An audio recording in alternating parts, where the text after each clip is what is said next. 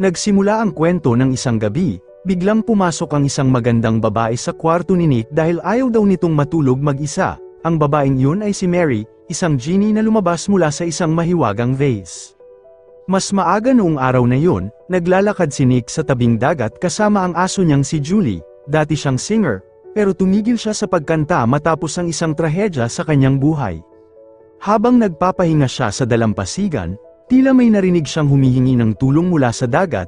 Kahit hindi siya marunong lumangoy, agad siyang tumalon sa tubig para sumagip. Mabuti na lang at nakita siya ng kaibigan niyang si Leo, na mabilis siyang iniligtas.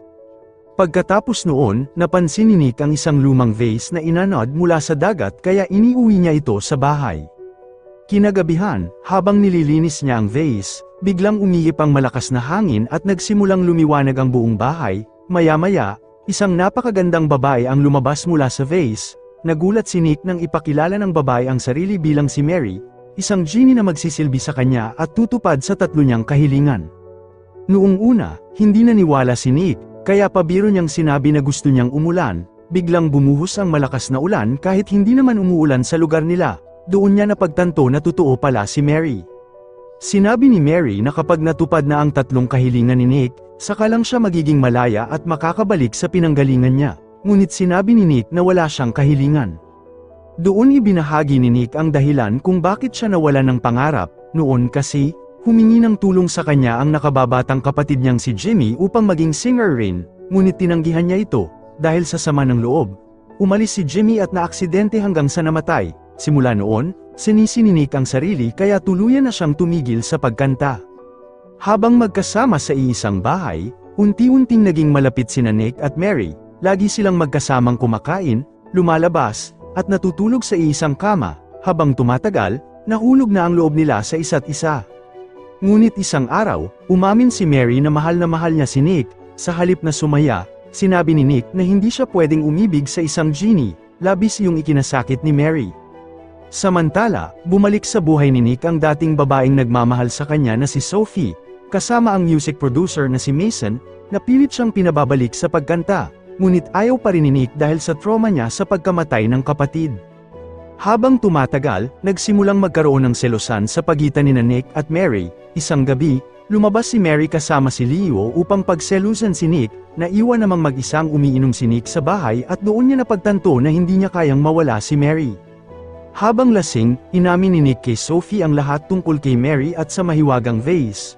Ngunit lingid sa kanya, tinangay pala ni Sophie ang vase dahil sa kasakiman. Agad na pinuntahan ni Nick si Mary upang sabihin na mahal niya ito, ngunit galit pa rin si Mary at inisip niyang gusto lang ni Nick na matapos na ang natitirang kahilingan. Sa sobrang emosyon, sinabi ni Nick ang pangalawang wish niya, ang magkaroon ng ordinaryong babae sa buhay niya.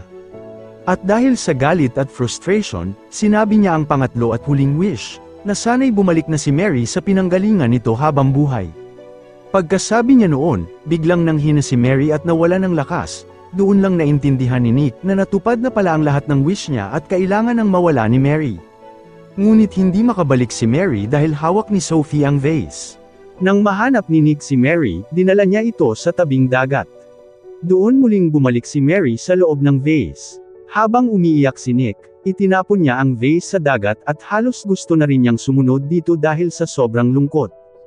Kinabukasan, habang nag-iisa si Nick sa tabing dagat, may lumapit sa kanyang isang babae. Kamukhang kamukha ito ni Mary, ngunit isa na siyang ordinaryong tao. Doon naisip ni Nick na tinupad pala ni Mary ang pangalawa niyang kahilingan, ang magkaroon ng isang normal na babaeng makakasama niya habang buhay, at sa huling eksena, magkasama nilang tinitingnan ang dagat habang muling nagsisimula ang kanilang bagong buhay, at doon nagtapos ang pelikula. Maraming salamat sa inyong panonood. Kung nagustuhan nyo ang movie recaps for today, huwag kalimutang mag-subscribe at i-on ang notification bell.